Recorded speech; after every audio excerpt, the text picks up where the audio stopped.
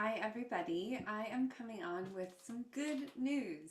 So this is Sabrina Fox, founder of Fox Legal Training, and as part of the primary market education series, I decided to review the Iliad deal, which is currently in the market. It's a refinancing of their 2026 notes, and I'm focused only in this red flag review on significant changes compared to the previous deal.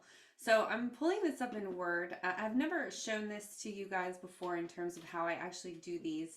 I convert the PDFs to Word, and then I just use the compare function, compare two documents, and make a legal black line, which is what I've done here. And then I basically scroll through and just look for things that I think are significant or interesting as we go through the document. So the first thing I picked up when I was going through this is that they have added in the optional redemption provisions a 10% at 103 provision.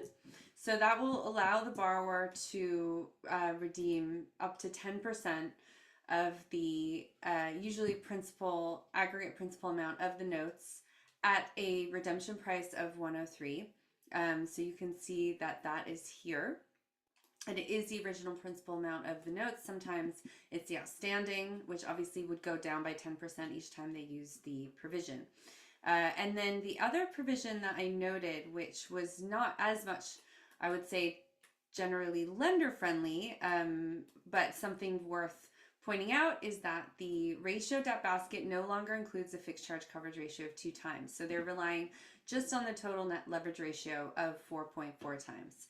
Now, as we go through the document, you can see that they have taken the fixed amounts of the baskets up in line with the growers, but they haven't actually increased the growers themselves, which, you know, is fair enough in a refinancing. It's not something that I'm surprised to see at all.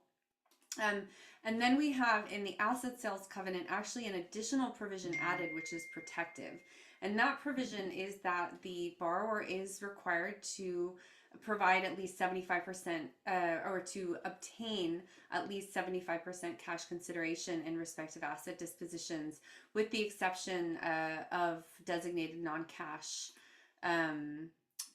consideration, and only if the purchase price is in excess of $1 billion or so, or 30% of LTM EBITDA.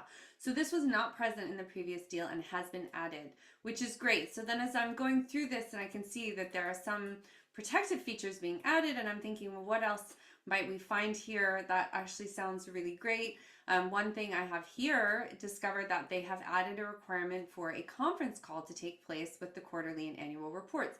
Also great. We love borrower engagement. We love transparency. That both of those features present there with that addition. And we have a payments for consent covenant. Now this covenant has been under fire. I have done videos on this in the past. It has been removed from many deals in refinancing similar context to this. And this is the first one where I've actually seen it go back in. Now a payments for consent covenant does protect against the borrower being able to prefer some lenders over others with consent payments to make amendments to the document that could be detrimental to the other lenders. So I'm really happy to see that go in. And then in the financial and other calculations covenant, just here we can see that the ability of the borrower to deduct from its calculations any amounts outstanding under revolving facilities or working capital facilities has also been removed.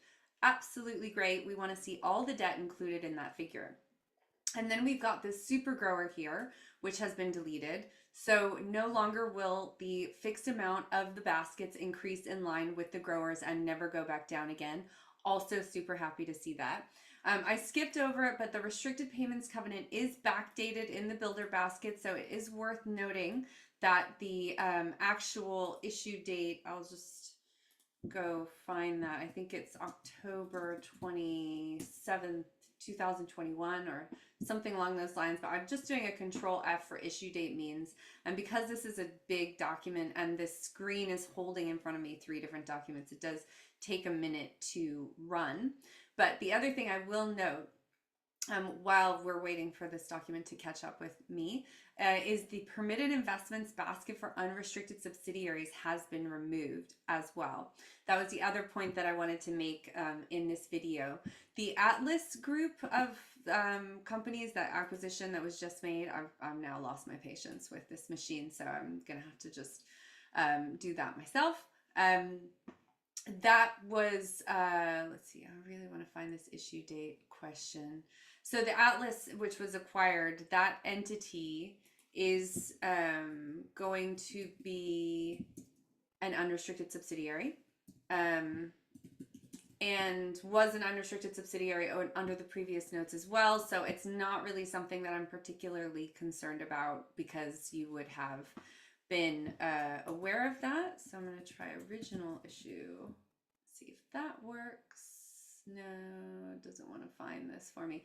In any event, it's somewhere around 2021 that the backdated builder basket date refers to. So I'm just going to stop my share. Those were the main points that I wanted to note. And I just got really excited because this is one of the first deals I've seen in a while that actually provides additional protections that's putting in place that will prevent the borrower from being so much able to conduct LMEs, for example. There's more transparency here. There's also a 20% cap on EBITDA add-backs for synergies and forward synergies. So I'm just delighted. It's really put me in a great mood today to see more protections added in this deal. I hope that you found this helpful. Again, all of this available as part of our primary market education series, which is made available for free to the buy side and to the media. And if you are interested in our online covenant training platform, please don't hesitate to get in touch with me. I am at sabrina@foxlegaltraining.com, or you can check it out on our website at www.foxlegaltraining.com. Thanks everyone, and have a great day.